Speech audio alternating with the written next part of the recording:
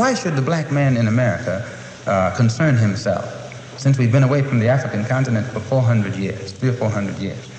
Why should we concern ourselves? What impact does what happened to them have upon us? Number one, first you have to realize that up until 1959, Africa was dominated by the colonial powers, and by the colonial powers of Europe having complete control over Africa, they projected the image of Africa negatively. They projected Africa always in a negative light. Jungles, savages, cannibals, nothing civilized. And naturally, it was so negative until it was negative to you and me. And you and I began to hate it. We didn't want anybody to tell us anything about Africa, and much less call us an African. And in hating Africa and hating the African, we ended up even hating ourselves without even realizing it. Because you can't hate the roots of a tree and not hate the tree. You can't hate your origin and not end up hating yourself.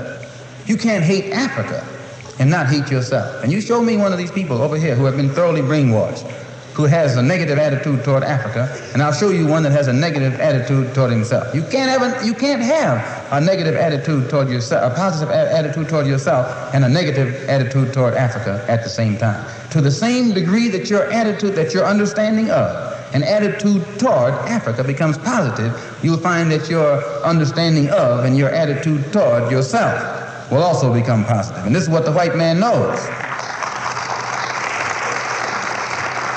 So they very skillfully made you and me hate our African identity, our African characteristics. And you know yourself that we have been a people who hated our African characteristics. We hated our hair.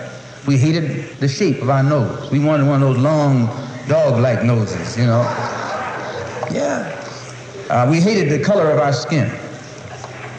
Hated the blood of Africa that was in our veins. And in hating our features and our skin and our blood, why we had to end up hating ourselves. And we hated ourselves. Our color became to us a chain. We felt that it was holding us back. Our color became to us like a prison, which we felt was keeping us confined, not letting us go this way or that way. And we felt that all of these restrictions were based solely upon our color, and the psychological reaction to that would have to be that as long as we felt imprisoned or chained or trapped by black skin, black features, and black blood, that skin and those features and that blood that was holding us back automatically had to become hateful to us. And it became hateful to us. It made us feel inferior. It made us feel inadequate. It made us feel helpless. And when we fell victim to this feeling of inadequacy or inferiority or helplessness, we turned to somebody else to show us the way. We didn't have confidence in another black man to show us the way, or black people to show us the way. In those days, we didn't. We didn't think a black man could do anything but play some horn, you know, some sounds, and make you happy with some songs. And in that way, in serious things, where our food, clothing, and shelter was concerned, and our education was concerned, we turned to the man. We never thought in terms of bringing these things into existence for ourselves. We never thought in terms of doing things for ourselves because we felt helpless. And what made us feel helpless was our hatred for ourselves. One of the things that made the black Muslim movement grow was its emphasis upon things African. This was the secret to the growth of the black Muslim movement. African blood, African origin, African culture, African ties.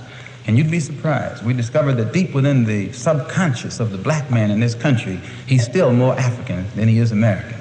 He thinks that he's more American than African because the man is jiving him and the man is brainwashing him every day, telling him, you're an American, you're an American. Man, how could you think you're an American and you have never had any kind of American treat over here? You have never. 10 men can be sitting at a table eating, you know, dining. And I can come and sit down where they're dining. They're dining. I got a plate in front of me, but nothing is on it. Because all of us are sitting at the same table, are all of us diners? I'm not a diner until you let me dine. Then I become a diner. Just being at the table with others who are dining doesn't make me a diner. And this is what you got to get in your head here in this country. Just because you're in this country doesn't make you an American. And no, you got to go farther than that before you can become an American. You got to enjoy the fruits of Americanism. And you haven't enjoyed those fruits. You've enjoyed the thorns. You've enjoyed the thistles, but you have not enjoyed the fruits. No, sir.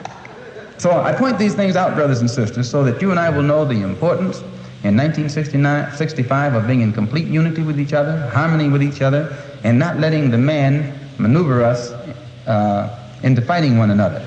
I say that again, that I'm not a racist. I don't believe in any form of segregation or anything like that. I'm for the brotherhood of everybody, but I don't believe in forcing brotherhood upon people who don't want it. As long as we practice brotherhood among ourselves, and then others who want to practice brotherhood with us, we practice it with them also. We're for that. But I don't think that we should run around trying to love somebody who doesn't love us. Thank you.